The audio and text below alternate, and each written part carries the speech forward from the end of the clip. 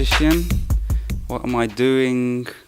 Generally, in terms of visual output, I mainly do drawings and I do some painting. Yeah. Okay. Can you tell us about how you came up with those styles that you're doing? Like all those little things? Oops. Yeah, the style, I suppose, came when I was in school. I would end up drawing on my work, my schoolwork, my maths, and when I'm trying to work out the maths problems and things, I end up drawing and I'm not aware that I'm doing it. And the teacher, she said, "Oh, it's very nice, your drawings, but you shouldn't draw on your schoolwork. So maybe if you keep a separate sheet of paper and you draw on it, maybe it helps you work out the math problems, it's okay." But somehow I still managed to keep drawing on the schoolwork. But eventually I managed to separate them, so I did start drawing on separate paper. And it came from these. I did a few sheets of paper throughout the school week, and then I continued to draw after. Yeah, and it got more detailed and more. Yeah, I don't know. It's been quite an interesting process. Yeah. Okay, nice. Can you tell something about how you get your inspirations? I find the work that I do it's very.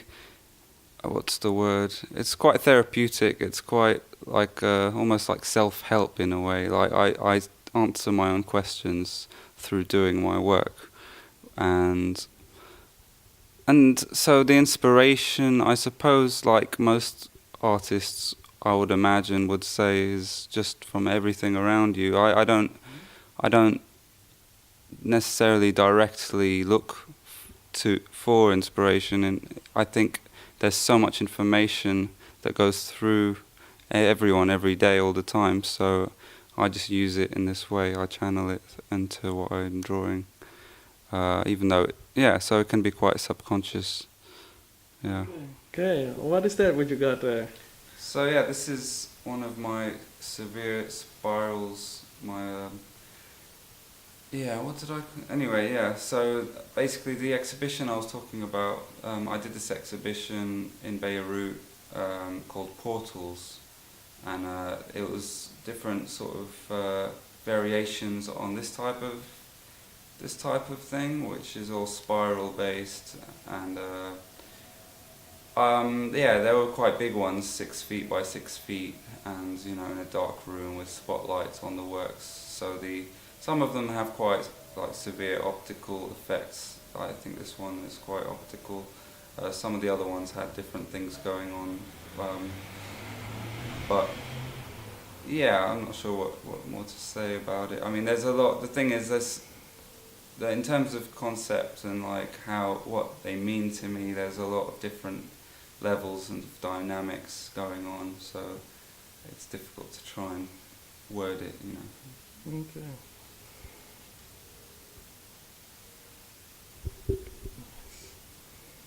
Yeah, right down. Yeah, I do these diary drawings. I've been drawing these sort of letterings, the diaries type of things, since around 1997, and it keeps getting more and more intricate. And in a way, it reflects like a real diary, because all the information is in there, but it's difficult to read, so it's almost secret. But it's possible to read it. I can read it, which is important. So if I can read it, it means someone should be able to, even if it's very difficult, And the information inside them, some things are quite personal, other things are more current situations that I'm thinking about generally, socially, in the, whatever's happening in the world, or just kind of trying to figure things out, understand what's happening, why, the big questions about why we're here, what's going on, and what is this place we live in, why are we here. But at the same time, I value mystery. I don't think it's that important that I find the answers. but I'm quite happy to explore it just as part of the journey.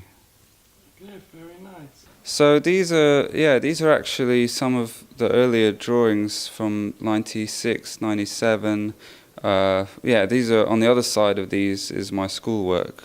So I think that was geography or something. Yeah. So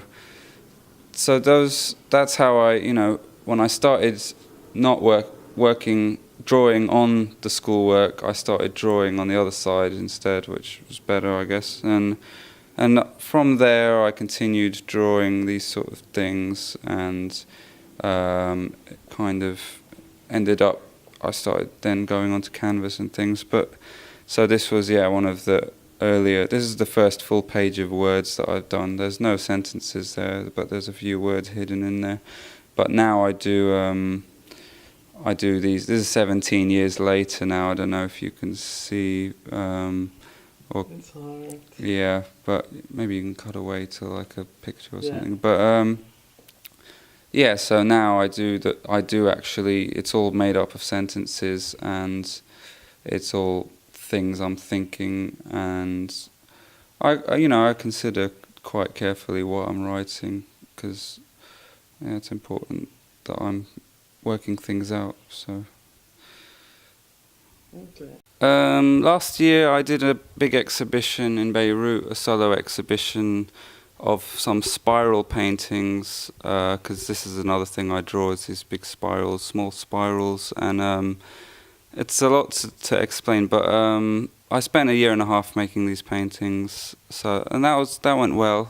Sold half the show out, which was very good for morale. I mean, other than that, I'm working on a large painting at the moment, which I started in 2011, and I had to stop it for a while, and now I'm continuing it. But this happens a lot with my work. Like, there was one painting I did, I spent 7 years working on it, and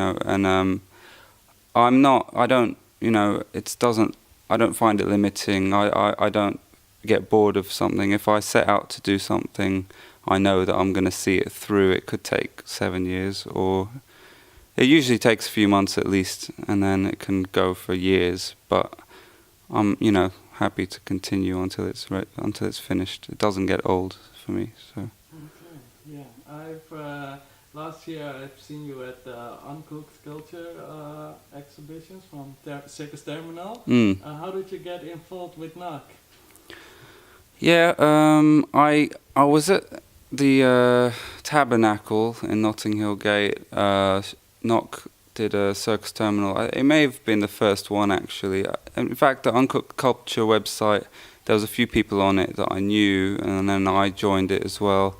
Then I found out about this event through that, so I went along. There was a talking, panel. There were 3 people behind the desk, talking, and then asking questions and things.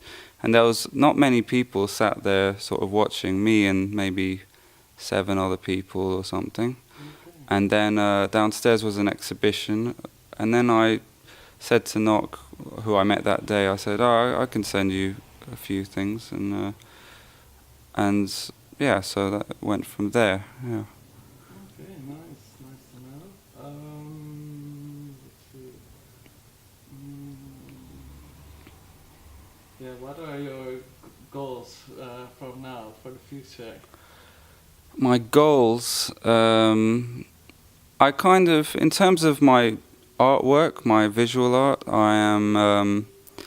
I'd like to put a book together of my diary drawings and maybe do an exhibition of it. I can't imagine this will happen in the next, it may be in 5 years' time or something. And then this painting I started in 2011, I'd like to finish it at some point and maybe make a series around it. I don't know how long that could take, but this is sort of 2 things I want to do.